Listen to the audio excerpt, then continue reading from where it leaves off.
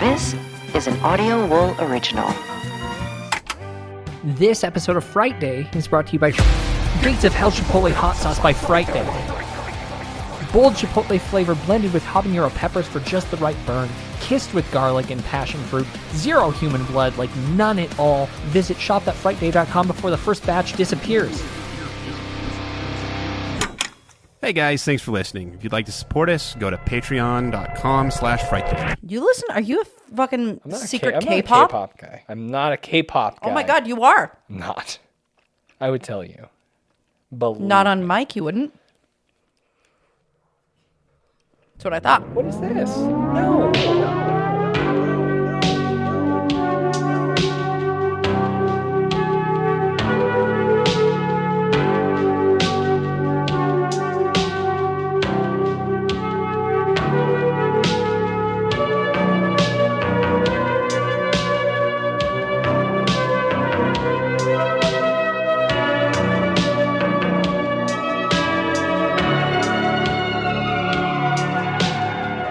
It is Frightday. I'm your host, Byron.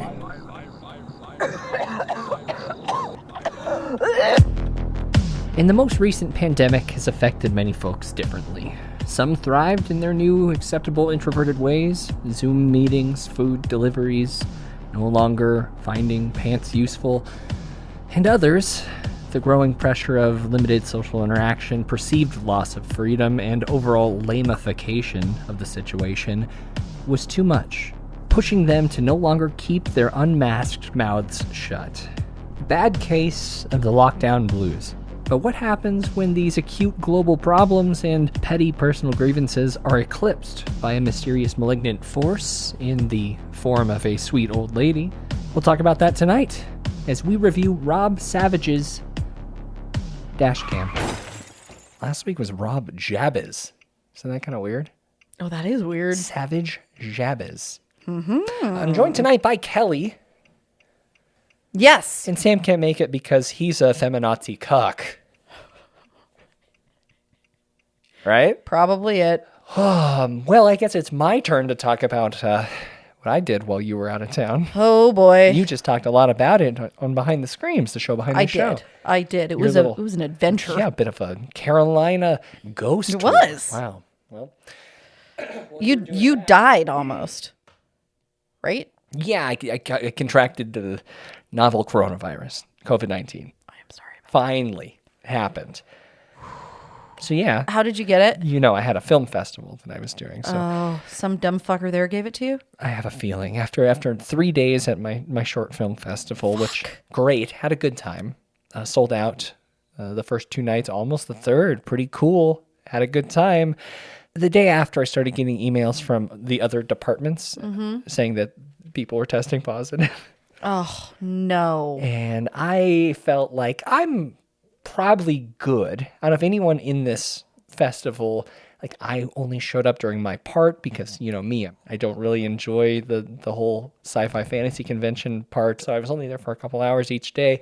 And I kind of kept to myself for the most part. And I tested every day after that. And 4 days in a row, I was negative. But Fifth one's the charm? well, I started feeling really weary and run down. So I went on an 8-mile jog to try to convince Brilliant. myself. You're a fucking I idiot. have to convince You realize myself. you probably would have been okay if you wouldn't have done that? I don't think so. I think it was pretty well on its way. That has to like work it in hard. Well, the next morning, bam, fevers and sweats. I knew what was going on. Turns out I got COVID. You got the Rona. So we immediately threw the kitchen sink at it. All kinds of meds. Who's we? Monoclonal antibodies, ivermectin, Z-Pak, prednisone, everything. Okay, hold on. And I also got an NAD drip, a vitamin drip. No, you didn't. And You I didn't did do that any for of these things. 3 days in a row. You won't even go to the doctor. There's no way you did any of these things. And here we are today. Yep, you did none I of feel them. great. You did none of those things. It was just verbatim what Joe Rogan said after he got COVID-19. Okay. But really, I had like 1.5 bad days. I slept for 2 days straight. Bad. Yeah, pretty bad. I was trying to verbalize exactly my first night with it. Everyone laughed at me. I won't laugh at you. It's scary. I had this really crazy fever, and I woke up like maybe 24 times. Felt the need to contort my body into what in my head was different puzzle piece shapes. So I think I was pretty bad. Wow. So you're like hallucinating, basically. Kind of. Yeah. I think I was. Were you taking anything? Well, someone reminded me that I probably should. When that happened, I was having trouble getting out of bed, not physically. Like I was really sore, but I got really bad chills. So I'd have to like blanket up every time I let Oliver out, kind of hobble and shake to the door. But I did end up getting a bunch of like severe flu Mucinex in my system. Okay, good. Mucinex and Sudafed are like the golden duo. It helped me out quite a bit. But All right, I also drank a bunch of Poolside Punch Twisty Misty slushes from DQ that I had Uber Eated to myself. Mr. Misty slushes are It's a great drink. incredible. Yeah. They have been for a very long time. Well, they still are good. Heads up, everyone. What flavors? I said Poolside Punch Twisty Misty slush, of course. Poolside Punch isn't a real flavor. It's a new one that they made for the Instagram generation. It's made to take pictures with, according to the description on the website. What are the colors? It's like a purple pink kind of thing. Oh, so it's like Almost an ombre. rainbowy. Yeah, it's beautiful, and it tastes even better. But I do credit that for curing my COVID-19. So much safer than ivermectin, too. Very much so, and more delicious. Humdinger. Thank goodness that this was so easy. I'm glad that it mutated that way and that I was vaccinated. Day and a half, I was pretty fucked. But after that, I felt decent. I don't know, I ran 30 miles last week, like maybe 4 or 5 days after I had it. I would just like to go officially on record to say to everyone listening that we do not suggest or condone that. Drink a slush. No, it is a terrible idea. I don't know about that. Everything he's saying right now is a bad idea, and you definitely should not do it. Go to DQ, not a sponsor yet. Go to DQ, that's fine, but do not run. It's the cure. It cures everything. This is such a stupid idea. But really, so it was like bad, but not terrible. I don't think it was that bad. Yeah, when was the last time you took a test? I don't know. I was positive like a couple hours ago, but I feel great. Oh, okay, good. So we're good now. Excuse if you get me sick, I'm going to be so fucking pissed. I have to say, I was kind of disappointed to get it. There's this weird... You've tried pretty hard not to. You've done a good job. That's not true. That's actually not true. Well, I've been fairly irresponsible. I didn't really change my lifestyle one bit, really. I don't know that I would agree with that. I appreciate you thinking that and the illusion that I gave off during these trying times. But okay. Well, good losing. I did a good job. You didn't like completely rearrange everything, but I do feel like you did some work. No, not at all. I did watch one thing while I was laid up, which also reminds me, these DVD copies of Spun aren't going to put themselves away. I don't know that one. It's time for staff picks. They say so much, but they never tell you if it's any good. Werewolf movie with P.T.'s mom in it. The Howling, horror straight ahead. Spun. It's a Brittany Murphy feature film. Oh. And I watched on HBO Max the Brittany Murphy docuseries about her death, which is a story that we've been meaning to cover for a while now. Yeah. But that was pretty good. I also watched The Way Down Part 2 documentary series and all of Detroiters. Next time when they ask you where you from, you gon' say Detroit City when we get you back on the feed. I don't know anything about that. Tim Robinson and Sam Richardson have a show. Oh. I know you like Sam. Veep. Yes. Oh, he's so great. Oh my God. I keep forgetting Byron. Have you watched Ted Lasso? A couple episodes. Who the fuck watches a couple episodes of Ted Lasso? What the fuck is wrong with you? I've got an anti-recommendation and then a brief recommendation because I'm not terribly prepared for this week. Okay, well, anyhow, Sam plays an interesting character in season 2 of Lasso. Well, that's great to hear. I'll catch up at some point. Everyone loves Ted Lasso. That's so weird. Maybe I'm just not an Apple TV Plus guy. Unless it's Servant, I don't want it. What about Severance? Exactly. A film I did Slow see. Horses? Never seen it. A couple months back, I want to talk about a little film called Dashcam. Wait, what? Have you seen the Dashcam footage yet? No, they didn't send it yet. I would be surprised if they never did. Oh, God. Not... You too? New York 3 got an exclusive look at the graphic Dashcam footage. Haven't received the footage yet? Let me see your hands. People, let me see your hands. Have someone over there. Someone, let me see your hands. No! Fuck. I think this is a cover-up. That's what I've been saying. No, but I have proof. I don't know how, but someone accidentally sent me classified documents. Hello? You may have just inadvertently received some highly classified information in your inbox. Seen that email? No. It will cause all sorts of problems. Problems for you. Gotta get the fuck out. Where'd you dump the document? Yeah. I know. What are you talking about? I got freaking goofed a couple months back. Oh, did you pull a me? Like that one time that I watched the one that I wasn't supposed to watch? It was a different one? I watched a dash cam from the year 2021, directed by a guy named Christian Nielsen. The strangest thing is you can't. I'm sorry. I was trying to go slow, and then I was like... I just got to dip my hand in this bag of candy. It's also a monitor horror film called Dashcam that came out, I imagine, after this Dashcam premiered at Toronto International Film Festival. So okay, that's awkward. I feel like I was a bit set up, but it's a psychological thriller. It follows a guy named Jake, who's a reclusive news editor who is inadvertently sent secret Dashcam video evidence that points to a possible conspiracy and cover-up involving high-ranking government officials. Oh, that sounds more my speed. I think you would enjoy this film, and I didn't hate it. And when I said it was monitor horror, it's like half and half, because a lot of it is him on his computer editing this footage or looking at this footage. It never really gets dark enough, and about halfway through, that's when I realized, like, oh, I'm a fucking moron. I got duped into watching this, but I'm going to finish it, of course. It just needs to be called something else. So don't watch it, I guess. Well, I guess it would be a spoiler for you to tell me whether this one was better or worse then. It reminds me a little of that movie, The Conspiracy, found footage film. Oh, I liked that one a lot, actually. It's not that good, but it had that... it had tension. It didn't have enough tension for what it was. And it also didn't really... It ran out of steam. Also, I mean, I don't know. I was disappointed that it wasn't the movie that I thought it was supposed to be. So maybe learn from that, Christian Nielsen and whoever produced this thing. Because people don't like feeling tricked. So don't trick people. I know what you're up to. I see you.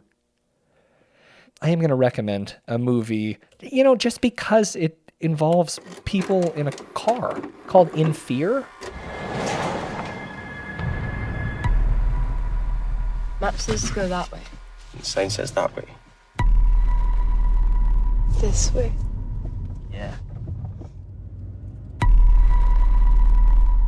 How can we be back at this bit again? We're not lost. We're in a maze.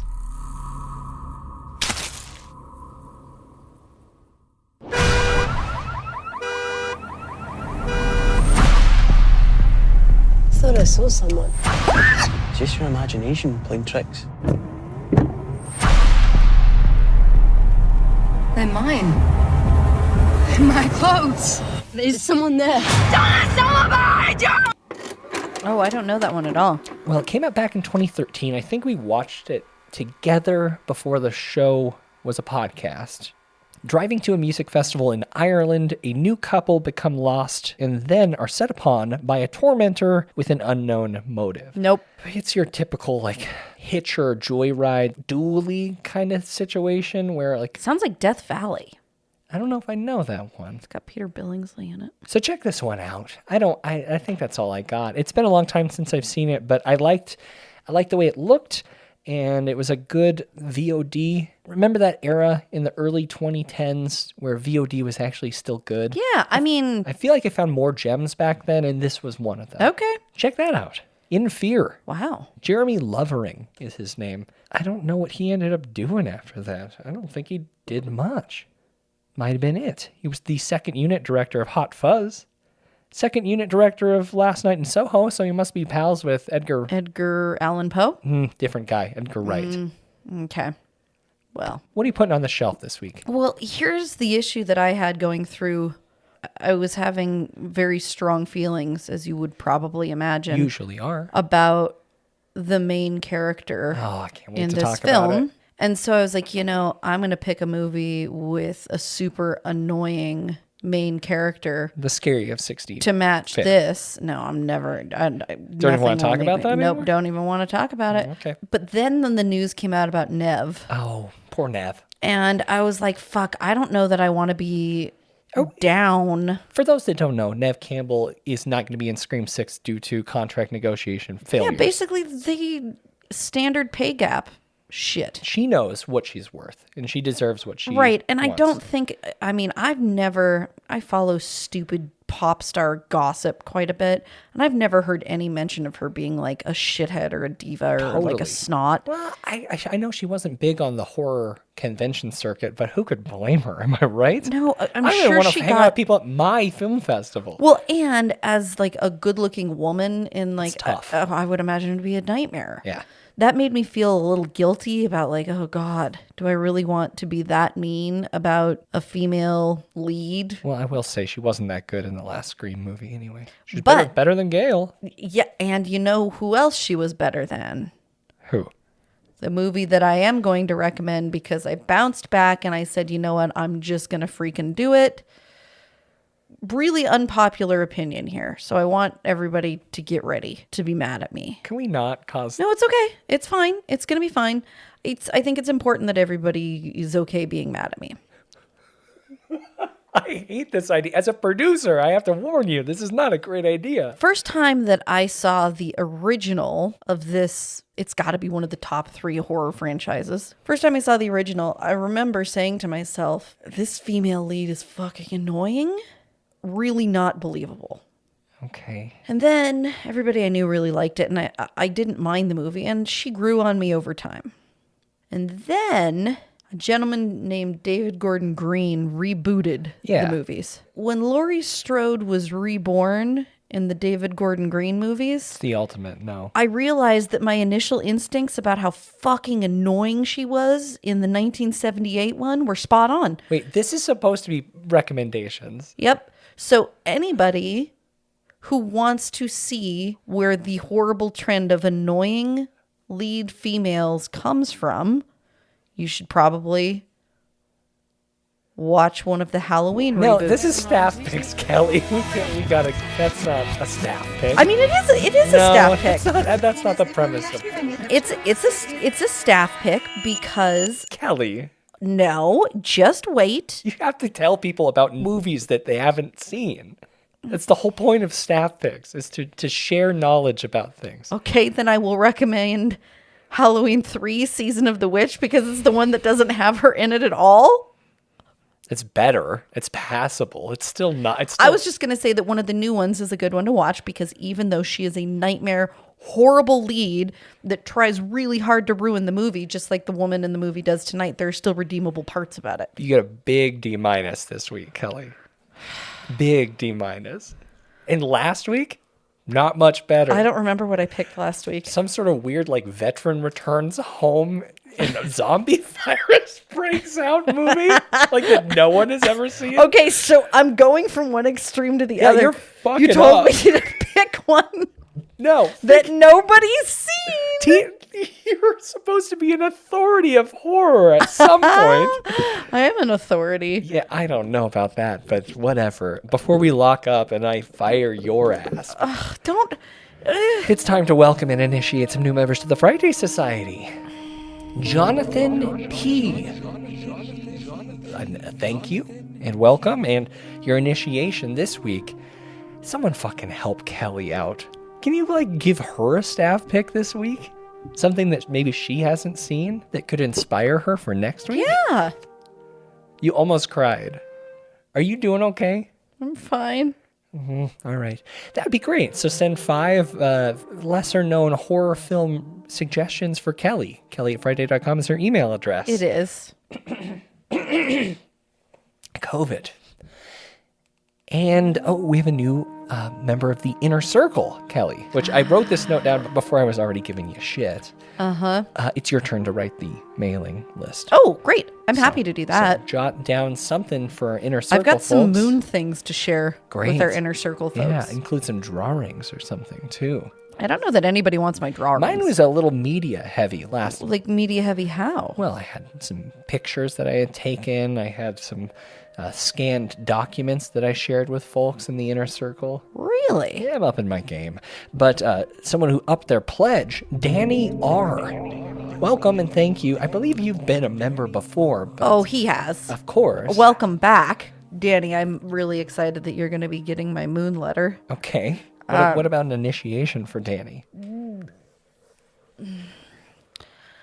Okay. You were doing great before we started. Something happened to your soul. Something did happen. I think that it was listening to that recording of the swinging rope. Okay, which is part of Behind the Screams episode about your ghostly experience. My ghostly experience. The Carolinas. I think... Hold on. Danny... Are you actually thinking? Or Yep, are you I'm frozen? thinking. I couldn't tell if you were frozen. Nope, I'm or not. thinking. Sometimes people lock up. I rarely lock up. I don't know about that. Yeah, you almost fell asleep. Nope. Yeah. I've got a good one. I don't think so. Danny, I need you to write to me and tell me the 3 worst reviews you've heard Byron give. Okay, that's fine. That's great. Good. The 3 worst that Byron has given and the 3 best that I've given. Don't give him more. You're making him do double? Come on. I'll bite the bullet. All right, fine. Just the 3 worst from Byron. 3 worst of all my great reviews. So this will be fine. Okay. I would love to go back and see what ones I changed my opinion on. That'd be interesting. We should do that as a Behind the Screams. That actually would be funny to look at the scores and pull try and guess. Films. We could play a game. We could make a game out of it, and whoever gets the closest, what do you think playing? you gave Who's what? guessing? You and I. What do you think you gave blank? And what do you think you gave blank? And whoever has the least difference? You pick 3 that you think my opinion is different. Or, no, we just... Don't pick up that candy. I think we just pick 3 at random. Or maybe 4 or 5. Whatever. Thanks, Danny. Appreciate ya. Danny, you're the best. Thanks. Join the Frightday Society. Go to cult.frightday.com. You get access to that Behind the Screams episode that we're just talking about, as well as I think it's up to 80 new episodes of that. Bonus episodes of Byron's Serial Corner, The Writer's Room, Toast to Toast PM with Wine Kelly, Cinema Autopsy. If you liked our last 2 that we've done recently, there's a handful more over there. Boy, that one. Whew, I still haven't listened to it. Cult.frightday.com. Thanks, everyone. But it's time to hop in the car and spit some rhymes. Yep. Off the dome? Yeah, I feel like I could be that person. We'll talk about that as we review Dashcam.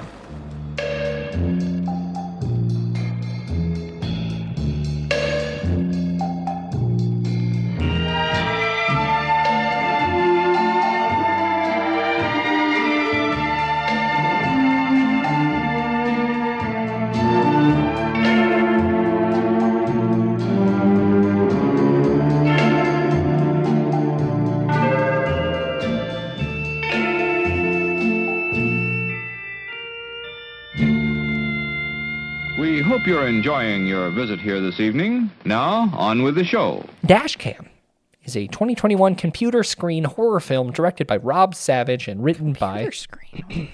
Phone screen horror film written by Gemma Hurley, Rob Savage, and Jed Shepard. It stars Annie Hardy and is produced by Jason Blum through Blumhouse Productions.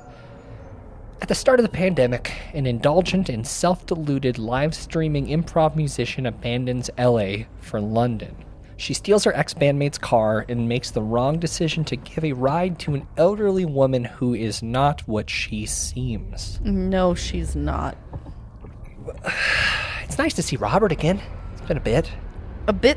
What else has he done? Because I don't think that I Really? even registered that. Oh my god, we covered his lockdown Shudder Zoom horror film. Right, Host. Host, Right, of course, back in episode Yes, 256. Sorry. Yes, I did know that. It's one of my I'm favorite sorry. episodes we've ever done because we also did the Seance of Diana, which Diana, that was such a good one. oh god, I've never had so much pressure on me to performatively express a topic which I completely didn't believe, but you were giving me nothing. I was on purpose giving you nothing. Sometimes it's important to make you stretch Tortured yourself, me. Byron. You tortured me. Yeah, yep. Sometimes it's important for We you. have a dynamic, Kelly, and you can't break the trust Well, of that. Some days you need to mix things up. Well, go back and listen to that because it was kind of a fun episode. I wonder if this one will be fun. Boy, I'll tell you one thing. The movie wasn't as fun. So I feel like we didn't really talk about Rob's previous work in that episode.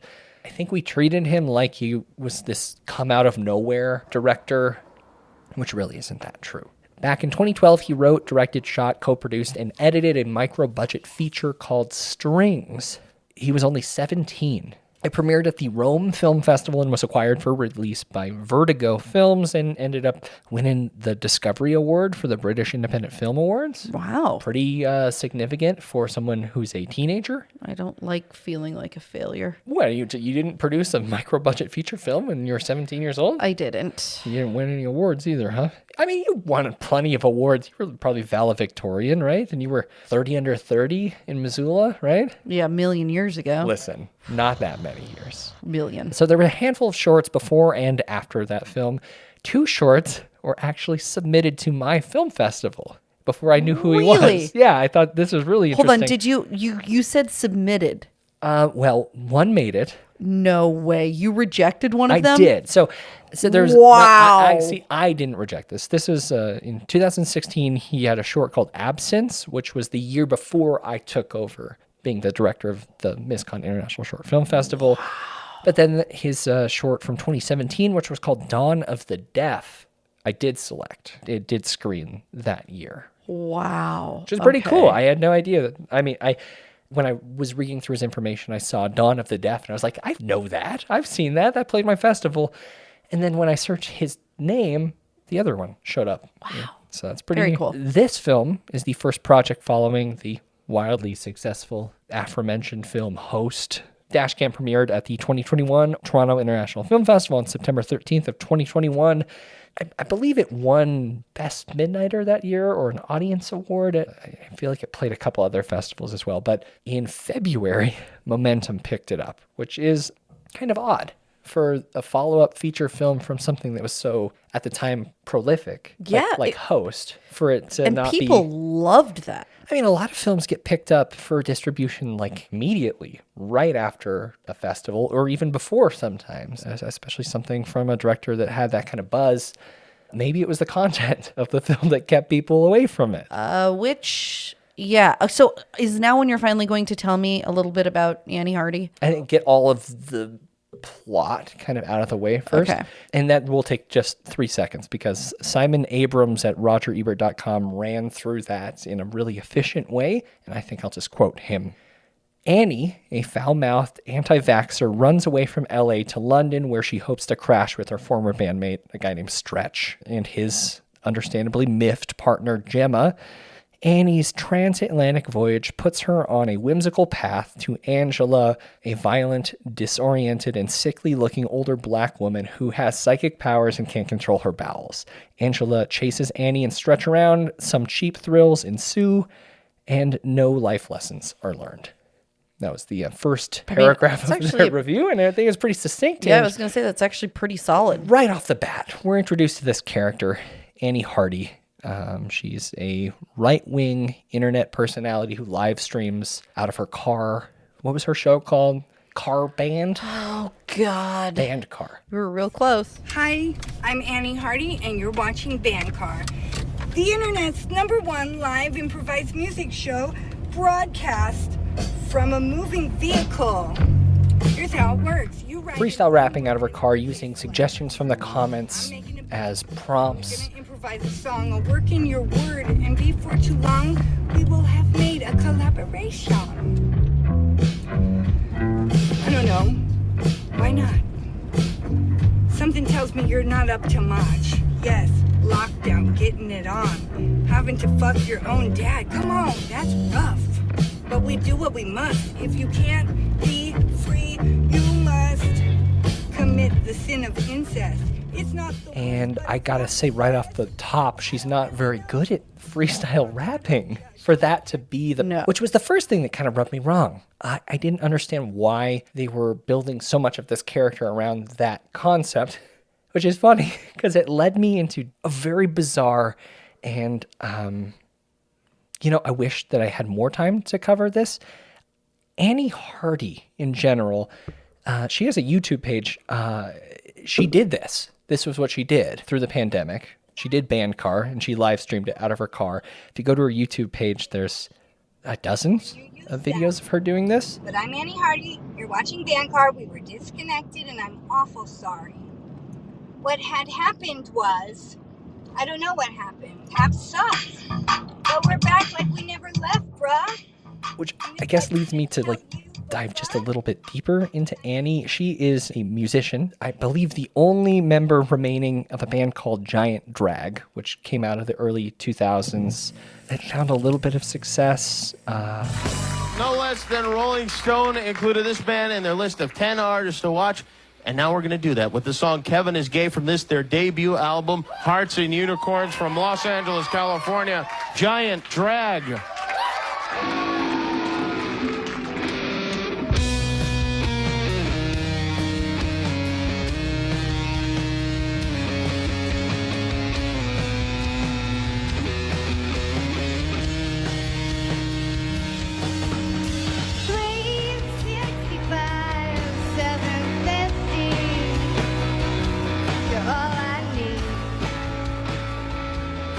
I think they've only had 2 EPs and 2 full-length albums in the course of their career. I could see maybe due to her abrasive nature and maybe lack of work ethic or talent.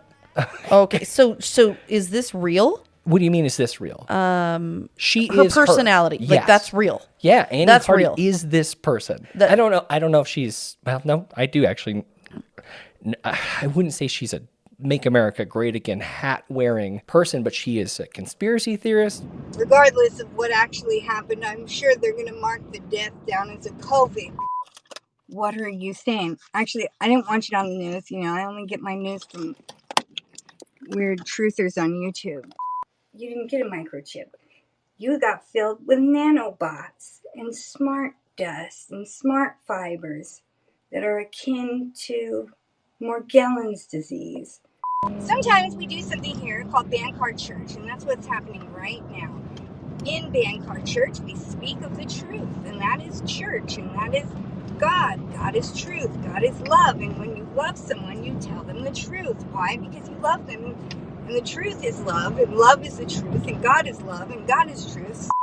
Yes, AstraZeneca, the UK company that's made one of the major vaccines, is tied to the UK eugenics movement. I wish there was a way to get it through to everybody, all these artists formerly known as punk rockers who think that just wear a mask because fucking science is real still. And fucking Joe Biden will save us. Anti-government. I did pay for her Patreon to learn you didn't. a little bit more about her. And I guess her last post, maybe I'll just read a little bit about that. Oh, my Lord. From March 7th, she posted a demo of a new song. It's been a minute since the creative forces moved through me. Many apologies. I've been, for what seems like a year, very uninspired. How are you guys? You're shrinking in numbers, I'm sure, due to my half-assed upkeep of Patreon. One day, maybe I won't even do this, and I'll act like everyone else who's a musician, like I'm better than my fans and don't need their money. Doesn't seem in my nature, but I'm working towards my goal of becoming an absolute narcissist so I can fit in with the rest of the world. Speaking of the world, how fucked is everything?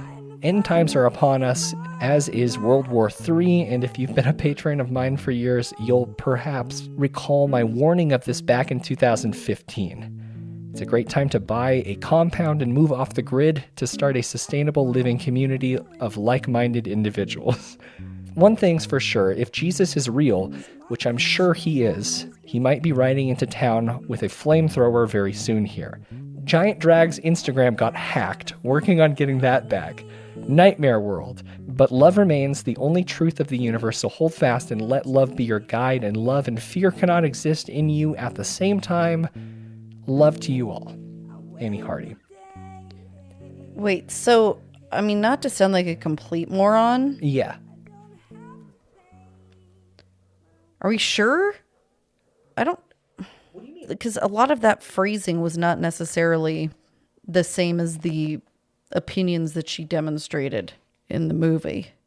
I don't feel like moving off the grid is a bad idea at this point. I think maybe you're a little bit more like Annie Hardy than you would like to believe. I'm sure it's an elevated representation of her, but it's not like she wasn't being sarcastic. Like, no, not at all. Like, there's moments of this movie, like the naked man on the bicycle. As part of her Patreon, there is a 11-minute video of them talking to him while he jerks off his dick. It's pretty rad. He's beating off. You never get in trouble for doing this? You don't ever get in trouble for doing this? Do you want to watch? We're watching. We're watching, obviously.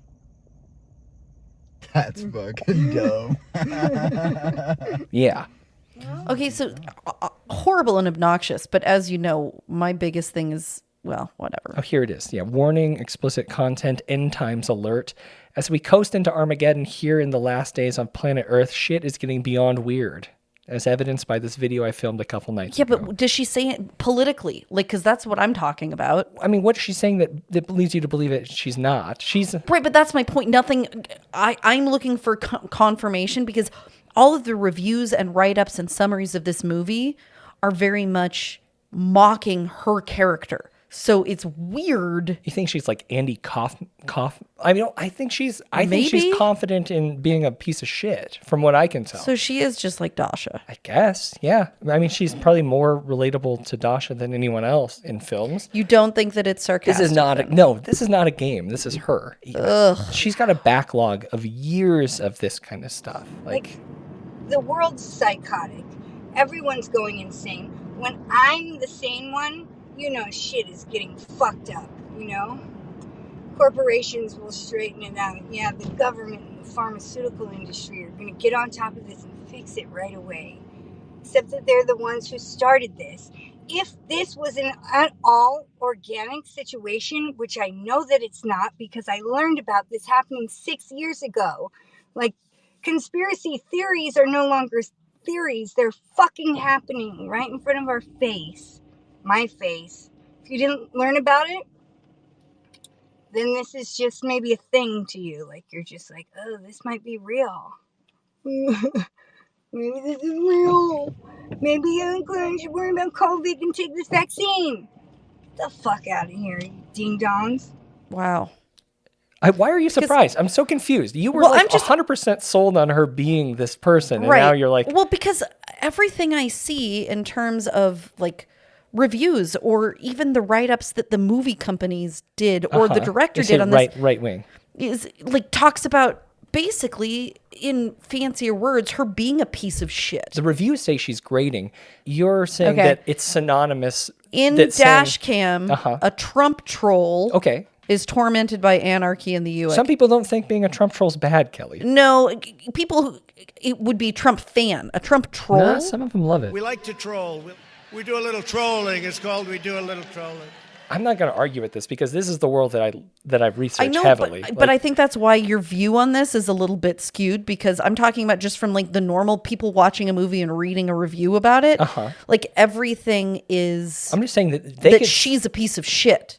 Like that's the consensus. Like even people who like the movie, Dashcam is a horribly hilarious cinematic endurance test. Yeah. No, I agree. Like she's a joke. I think she was just being herself. Everything that I've seen about her content, I mean, we could watch. What about Rob? That's my concern.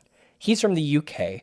By going along with this, first we have to break apart the idea that just because someone believes something that they're a piece of shit. No. The way she behaved in this is a piece of shit. It's not because, like, she was horrible. Like, I disagree with everything that she does. Like, putting aside any of the political stuff, all the choices she made in this, like, there's this dying old woman, to the best of her knowledge, and she's like, oh, fuck this, and runs out. Even though she thinks that COVID's fake, she's like, fuck this, and runs away from the old woman and is only willing to help her when she finds out that she can get money for it. She's a bad fucking person. And I wonder... Or like the way that she treats her supposed good friend and his girlfriend. Or, I mean, like, basically every time she has a choice in the movie, It's a shitty choice. she chooses the thing that a shitty person would choose. I really don't want this to be a huge political conversation. But No, to me, like, it's beyond politics. For me, it's like that's one element of it, which obviously I have strong feelings about. But even setting that aside, just her as a character, just like even if she had been spouting my political beliefs, but still was making all the same choices she was making, she's a fucking bad person. So you're having trouble believing that she could actually be this shitty of a person. Yeah, that's her. That she wasn't.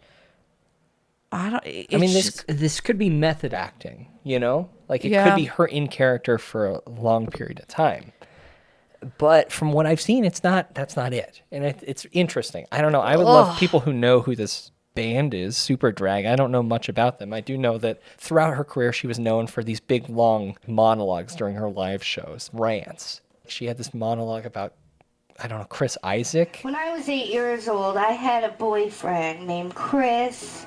He was a bit older than me by 20-some odd years.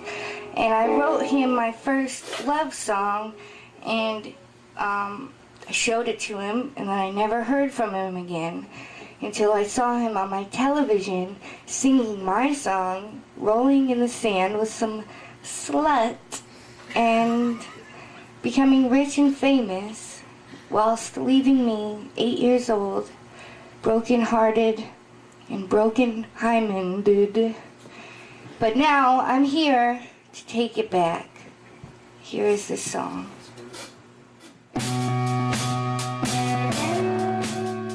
He stole the song Wicked Games from her. Then they play a cover of Wicked Games, and it went so far as, like, they recorded a version of it and it ended up on a promo for Nip Tuck. What a wicked game to play to make me feel this way. A wicked thing to do to make me dream of you, and I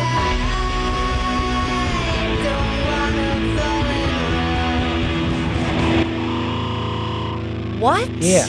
So Stretch is cool, though. Stretch was great, and I couldn't figure out for the life of me why he would be in her presence. Amir Chana Patel, just a nice guy. So when she gets fed up with LA being a bunch of cucked snowflakes, she flies over to the UK to meet up with her old bandmate, this guy named Stretch. And Stretch, because he's got a long penis, right?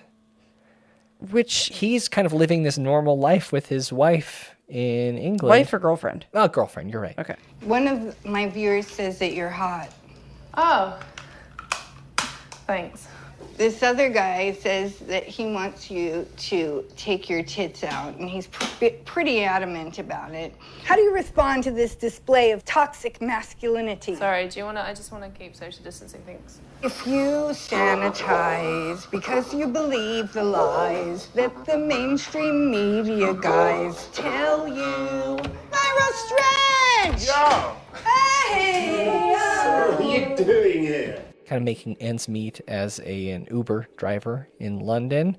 Everywhere they go, she has like a anti-vax statement mask that causes trouble, or she keeps it down under her chin everywhere she goes. Could you just put on a mask, please? Oh, I'm wearing a mask. It's a new fiber technology where you can't actually see it. It's good.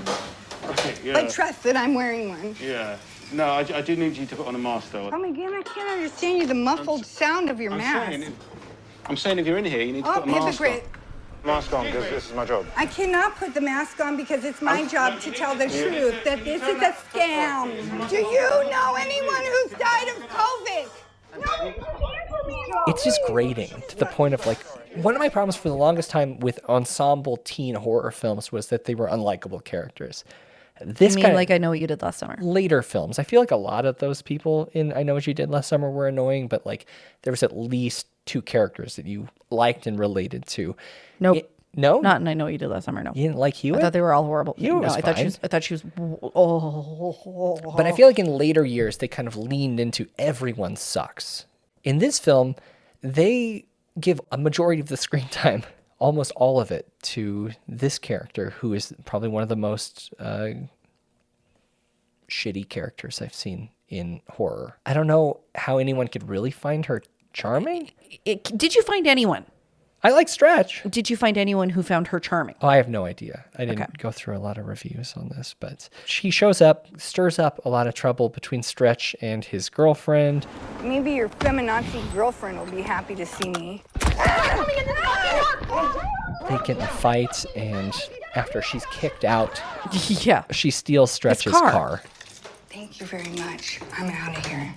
See you fucking libtards later. Yo, MAGA Stretch, you fucking libtard bitch. Big ass nose and the legs of a chick. In, my friend, you are not. It ended tonight. You the bitch, right? I guess gets bored and decides to do some deliveries for him to make some money. Doesn't even make sense. Doesn't make sense because it's all app based. Yep. Is that what was she trying to eat the food? Maybe that's what it was. She's going to pick up the food and then eat it. That makes sense. Yeah. Oh, Stretch, buddy. It looks like someone wants you to deliver them some food. Well, I'm hungry too. Should we take it or what? You think? Accept. And then it's confirmed. Don't worry, but man. I would never put your... One of these pickups, she goes into like a spooky, slightly abandoned place and finds that there is someone there. Who is obviously somebody in significant medical distress. Yeah, but who is the other lady there passing her off with all this money?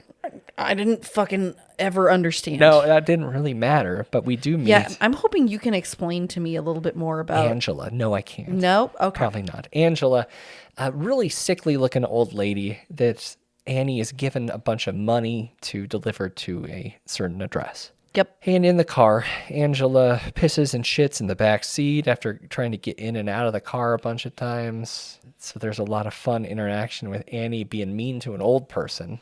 That's pretty cool.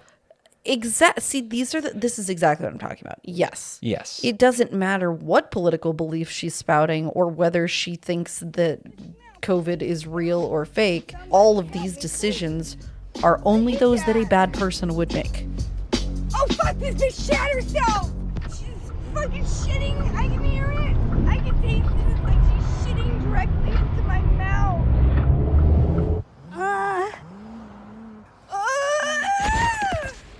Fucking kill myself.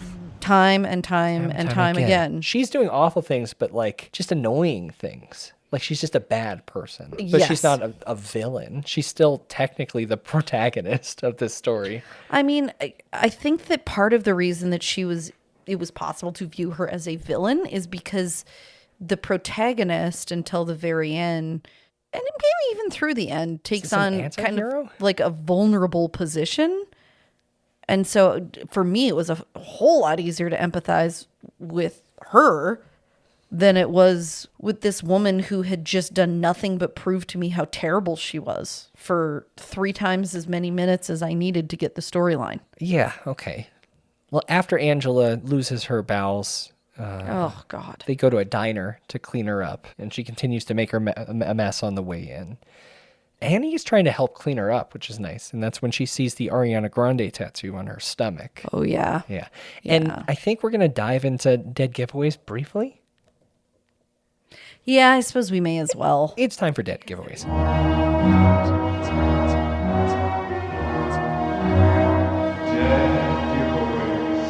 This is the point in the show where we spoil a movie. It's available now on VOD. Check it out. I think it's worth watching. God, we haven't really sold it very well, but... there are parts of it that I do... I think there's some interesting stuff in it. Technically a really good movie? Yeah. Yeah. Yeah. So Annie's a... Monster. Monster. She, in the bathroom at the diner... Oh, I thought you said Annie's a monster of some sort. Oh, and no, I just agreed. she's a monster. Sorry, agreed. Angela, pardon me. Angela's a less awful monster. A more literal monster. Yep.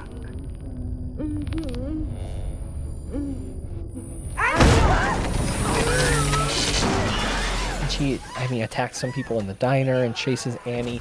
And I think that this is where the movie really starts working for me in a weird way. Just out of the technical aspects of, like, we forgot to mention she's live streaming herself during all of this as well because she's a narcissist. Yes. That's how we're able to watch this unravel. But just the technical aspects, like, Oh God, it sucks that someone would maybe stop listening before the dead giveaways, because this is where I've got all like the nice things to say. Like, this reminds me a lot of Gareth Evans style cinematography, the guy who did The Raid and Apostle. Yeah. Did. The way they technically pull off these handheld shots and obscure things, but also It also reminded me, like, going way back a little bit to Blair Witch. Sure. Yeah. I mean, I think a lot of Blair Witch was luck. Probably true. I think a lot of what we see here is very intentional. It shows a lot of directorial skill. The scares in this, like the shakiness in certain moments that expresses like being physically touched. It's almost like a body-mounted camera in a way. We're feeling the impact a little bit more than in a traditional found footage film, I think. I agree. Does it make Annie better? Maybe Annie, when she stops talking, is better. Once the action starts and once Stretch shows back up because he's been watching Annie's live stream, I think that the movie becomes a little bit better in the second act, where they're being pursued. Well, at some point in the chaos, there's a woman who is... She was in the diner. Attacking Annie and Stretch, and obviously trying to... Locate Angela. Locate and, we think, capture Angela. Yeah. And then suddenly we realize it's Angela's mom and that Angela's a little kid. But there's something fucking weird going on, and she's never like really explained. A demon maybe that's like advanced really fast and like suddenly is an old lady and also can fly kind of. But where's the communication? And its fangs, has really big fangs. Yeah. Where's the communication? Kind of like Deborah Logan in a weird way. Yeah. Actually. Where's the communication? Why is this woman just blasting at people with a shotgun without trying to explain that Angela's her daughter, her 80-year-old daughter with an Ariana Grande tattoo? It's weird, and I like those sorts of risks in storytelling to maybe not follow like what you would expect. It almost caught me off guard to be like, I don't know this story. I don't know this lore, and reminded me just how far we've come from original storytelling in horror. Yes. Which I thought was kind of interesting. Yeah. And I didn't need every question answered. I would have liked maybe like 3 more questions answered for me to feel more invested. I think leaving some stuff up in the air can be really intriguing and is a fun post-movie experience to try and ponder all of that. Mm-hmm. But to me, it was just too much chaos and there really wasn't anything. There's no real substance. No. There was nothing to tether a theory to even. I felt like it was like they needed to tie things up a little bit more to make it workable. The balance was kind of weird. There was moments of cliche, like Annie keeps fucking crashing this car. Oh my God. She crashes so many cars. It was basically comical. And maybe that's what they were going for? Because I can't nail down the tone of this. I think that's what the whole first half of this conversation was expressing frustration around. There's so much intention behind a lot of other stuff, so it's just really hard to tell what they were trying to do here. Remember when they broke her arm in the steering wheel, though? Angela's mom? That was pretty cool, That was awesome. That was really cool. Yeah. Like, there's some really cool practical gags. Angela being up in the tree was fun with the slow hover down. I like that stuff, but also it adds more mystery to what the fuck is going on. She's got, like, levitation powers? What is she?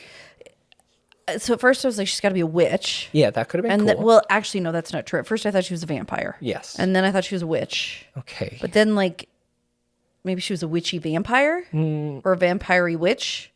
Or maybe just a demon. Yeah. A reverse-aging demon. It's so funny. A fast-aging demon. I brought up Gareth. God, did he really rip this all off of Gareth? Tell me why you're saying that. Remember Gareth's short that he co-directed for VHS 2 about the cult? Oh, God, I'm trying to remember it.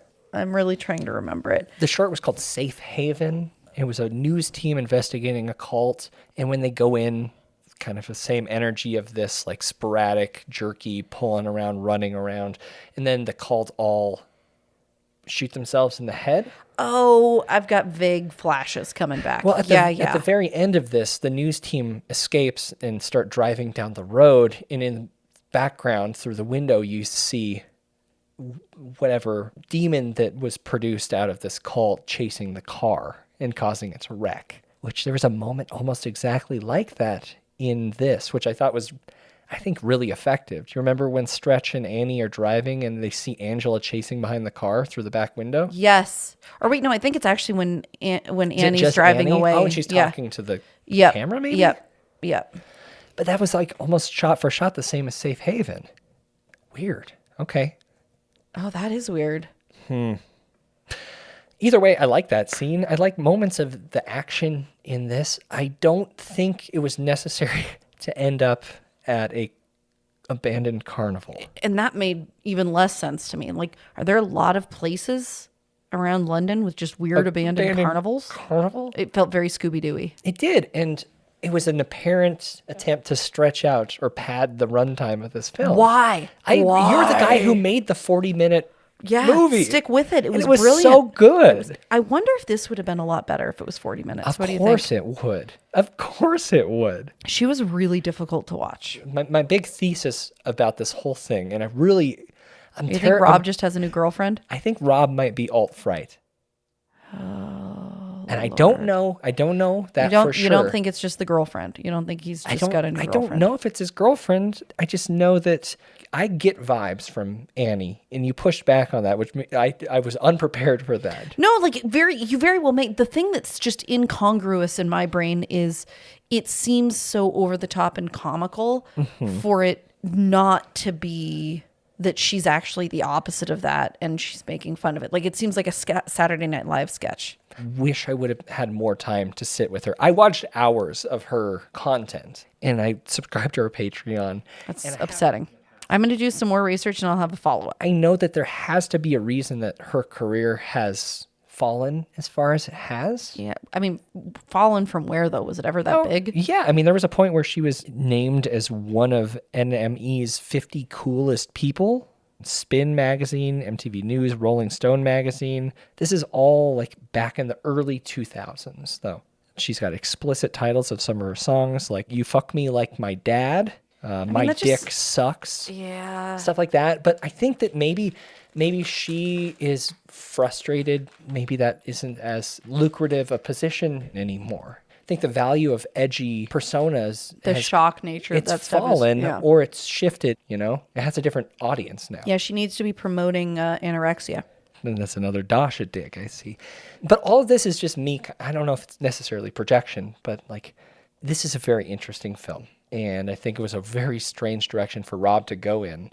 Maybe I should watch more interviews with Rob about this because I didn't do any of that. Yeah, I need to too. We should do like a follow-up. I would like to. A quick follow-up. Yeah, but I am pitching. Like I've sat on the term Alt-Fright for a long time. Let's go for it. Let's go for it. This might be one of the first examples that I would be willing to This is why label. you're so excited. I was trying to figure out why you're so excited about this because it wasn't that great of a movie. Well, the movie was pretty good. And I'm going to do my lows and highs real quick, of course. You go for it. Low, I hate to be a cuck snowflake, but this lead is so grating. It was tough. It was really tough for me. And I'm around this stuff a lot. High point. These are some of the best shock scares in found footage. The way that Rob can turn it into full-blown chaos at the drop of a hat. I think he's very, very skilled at what he does. But I have more to say about that in just a second. Kelly, what's your low? My low is every single scene that she was in. Oh, it turns out every she was time in I most had of them. to hear her voice. Okay. My high was the breaking arm, the close-up, like kind of blurry, quick shots of Angela with fangs. That was fun. And some of the really quick attack things that happened towards the end because it allowed there to be enough unseen to keep it spooky. Yeah. And she talked less towards the end because there was a lot happening. It's really interesting. This is like one of the first times where you have admitted that like the fucked up bloody stuff is what you enjoyed the most. 100% enjoyed it the most. Wow. Okay. I really was bummed when Stretch. Don't even talk about it, but Yeah. Yeah. I love monitor horror. Everyone knows that. It's my favorite subgenre inside the subgenre of found footage. It's a subgenre. And Host, I think, was a wonderful experiment. Go back to that review. I think it was pretty glowing. And I wonder if it was our favorite movie of the year. It was at least top 3 that year. It was my top 3. I think what that film did better than this was it played with expectations, subtly increasing the scares and then kind of walloping us in the third act, which is I think where we both agreed it went a little full walrus, right? Yeah, but not. I love to use full walrus in like fun ways. A more but positive way. Yeah. Dashcam didn't do that. It was kind of that the entire time. Mm-hmm. You can't say that Rob pulled punches, which is good. Like it's got blood, shit, and piss things and car crashes and people crawling around in the mud. Like Annie, she really did go all out, I guess, in this performance. So you can give her credit for that. But she is by far the most irritating protagonist on screen that I've ever seen. And she's there the whole time. The whole time. But yeah, I mean, the story it's completely pointless. There's no real growth in our character. And a character changes in storytelling. Mm-hmm. At least a good story. Someone having learned or changed or grown. Zero change growth. There was nothing. Against all odds, though, Kelly, I was able to buckle up and enjoy myself. I don't know if it was the COVID. Probably was. I Maybe was if I'd infected been with COVID. Made it more enjoyable. I could see why when you're in that much pain, like... That wasn't that painful.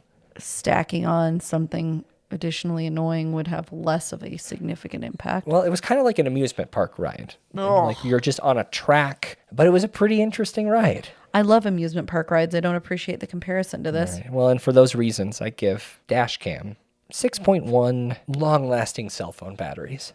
It wasn't that long that they were out there. Actually, it was pretty long. Was it? Especially all that flashlight usage and stuff. Here's what I can say. Savage, I know you got a 3-picture deal out of Host. With Blum, yeah. Hoping the next 2 are a whole lot better than this one. I've got information on both of them. Because I'm feeling very cynical today. Because this movie, for a while, I tried to defend against Sam. Because Sam was like, this is unbearable. This is unwatchable, Kelly. Sure. And I tried to defend it. And then by the end, I was like, no, it really isn't defensible. Well, I mean, freestyle rapping the names of the entire I did watch the whole thing at the end. I did, because at that point I was committed. She rapped about I guess Blum. offensively rapped about the cast Everyone. and crew, the entire Everyone. cast and crew of this film. So 12 because minutes, maybe. Savage, I'm questioning everything that made me love you when I watched Host. I'm going to give Dashcam 4.8 one-hit wonders.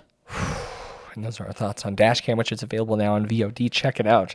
You want to hear his quote about Annie? I do. It really captures the mad chaos of Annie Hardy. Sure. Whether that's a good thing or a bad thing is down to the viewer. Maybe he's not Alt-Fright. Maybe she is. I mean, I'll post a bunch of links to her videos for you to kind of get a taste of Annie Hardy. Oh boy, here's a longer quote. Uh-oh. Here's what Savage said when asked why he decided to have such a controversial personality as the main character of his film. Okay. I just think there's no harm in spending time with people who don't have the same opinion as you, and I think that at some point in the very near future, we're going to hit a wall where there's going to be a certain chunk of the population that aren't going to get vaccinated, and we're going to have to live shoulder to shoulder with people who demonstrably don't share our values, live in a reality that is slightly off from our own. And also, Annie's playing a much more cartoonish version of herself in the movie. She's got a genius mind that was key in the same way as on Host. We had this group of friends who had this really nice, natural, easy chemistry that I relied on so much day in, day out when I was shaping the film. Working with Annie, relying on her wit and her spontaneity and her creativity was huge and essential, and we wouldn't have been able to make this film in the way that we did without her. It's important to talk about Annie, I think, as a collaborator on this movie and not just the subject of this movie. That makes sense. We're not making a documentary about Annie. She's a much less abrasive character in real life than she is in the movie. Not from what I've seen. Well, maybe a little bit. Of course, a little bit. She's very abrasive in the movie. So, yeah. Interesting perspective. I kind of agree with him. Interested in what he's going to be doing next. He's got Seaholm, which is a psychological horror. It's about an unidentified creature that washes up on the shores of a small coastal town and a group of high school students that decide to drag it to safety and nurse it back to health. Yeah. Of course, there's unimaginable consequences in that. And also, guess who he's doing an adaptation of? Whose books would someone do an adaptation of for Blumhouse? I don't know. I'm not literate enough. Stephen King, of course. Yeah. He's getting Stephen King's The Boogeyman.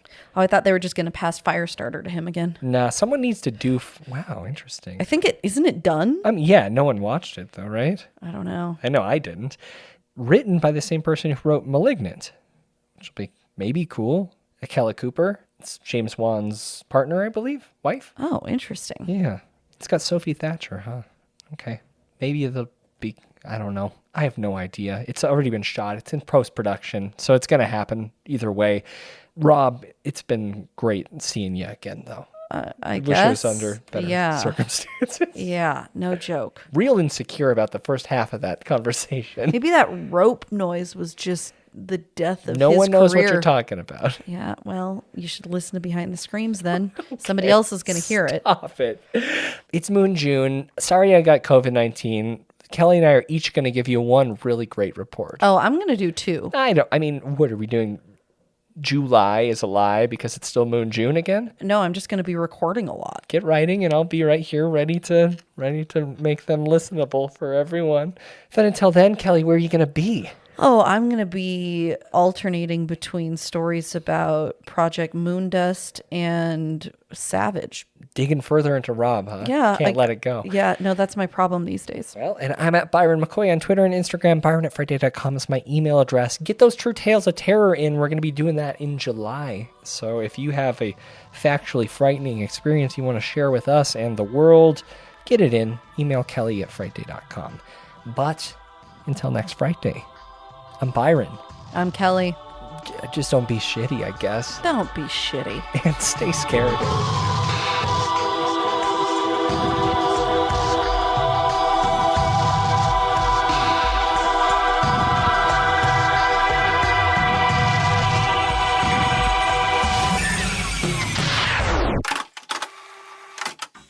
You've been listening to an Audio Wool original, produced by Byron McKoy. Theme music provided by Cemeteries. For more programs like this, visit audiowool.co.